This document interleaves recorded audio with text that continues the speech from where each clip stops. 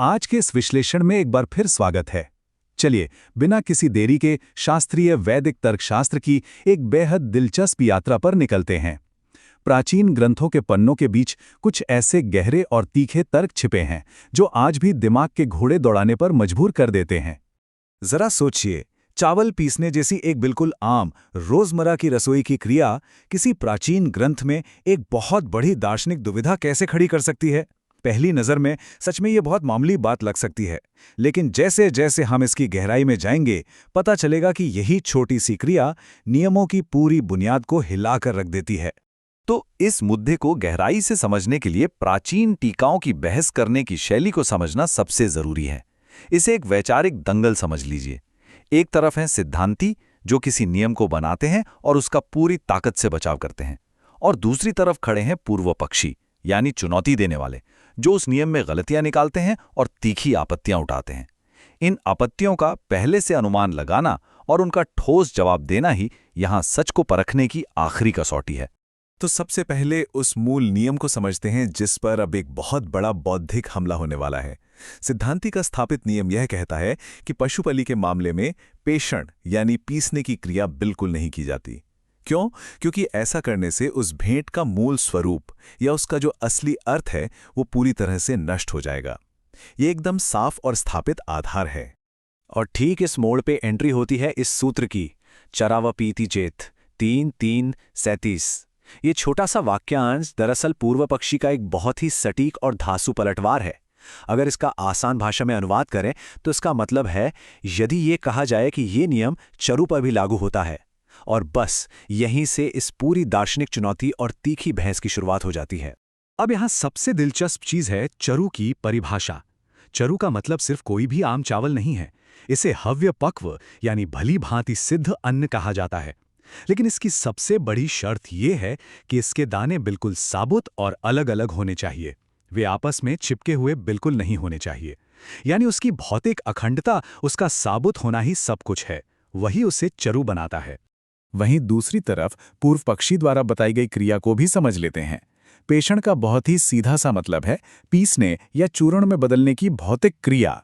तो चलिए यहाँ एक छोटा सा थॉट एक्सपेरिमेंट यानी विचार प्रयोग करते हैं। क्या होगा अगर उसी साबुत चरु का पेषण कर दिया जाए? इन कदमों को ध्यान से देखते हैं। चरण 1, चावल को पीस लिया जाता है। चरण 2, उस पिसे हुए पाउडर को पकाया जाता है। अब चरण 3 में इसका नतीजा क्या निकलता है? यह यवागु यानी दलिया या खली का रूप ले लेता है। इसने चरु के रूप में अपनी वो साबुत वाली पहचान पूरी तरह से खो दी है। चावल का यह बदलता भौतिक रूप पूर्व पक्षी के तर्क को बिल्कुल शीशे की तरह साफ कर देता है। शाबर भाष्य की ये टीका इस बात पर पूरी तरह मुहर लगाती है। इसमें साफ लिखा है, पिष्यमाणो है पिष्टकम यवागुर वा सात खलीरवा। इसका सीधा सा मतलब है कि पिसा हुआ आटा पकाने पर वो यवागु या खली ही बनेगा।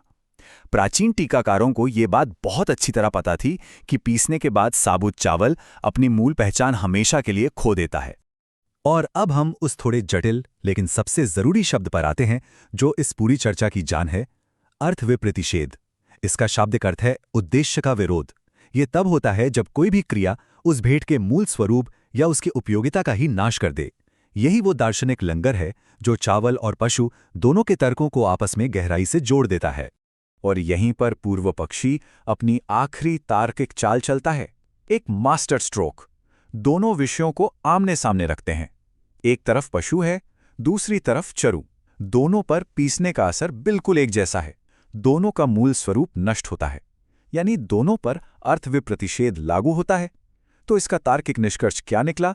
अगर दोनों में स्वरूप का नाश हो रहा है तो पीसने की क्रिया दोनों के लिए ही छोड़ देनी चाहिए। एकदम परफेक्ट बराबरी।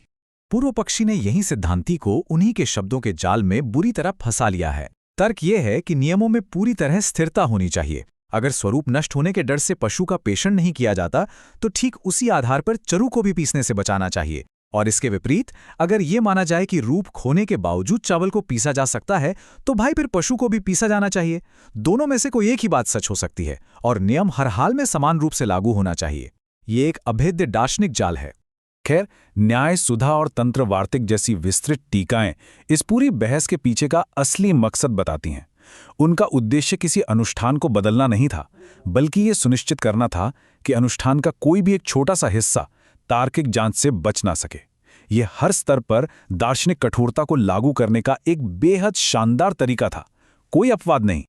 शास्त्रीय मीमांसा दर्शन की ये किसी शातिर वकील जैसी सटीकता और कठोरता सच में चकित कर देने वाली है। ये सोचने पर मजबूर करती है कि तार्किक स्थिरता का ये कठोर पालन आज प्राचीन ग्रंथों को समझने और उनकी व्याख्या करने के हमारे तरीके को कैसे आकार देता है।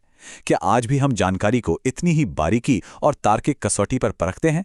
इस विचार उत्तेजक सवाल के साथ हम स्रोत सामग्री के इस विश्लेषण को यहीं विराम देते हैं।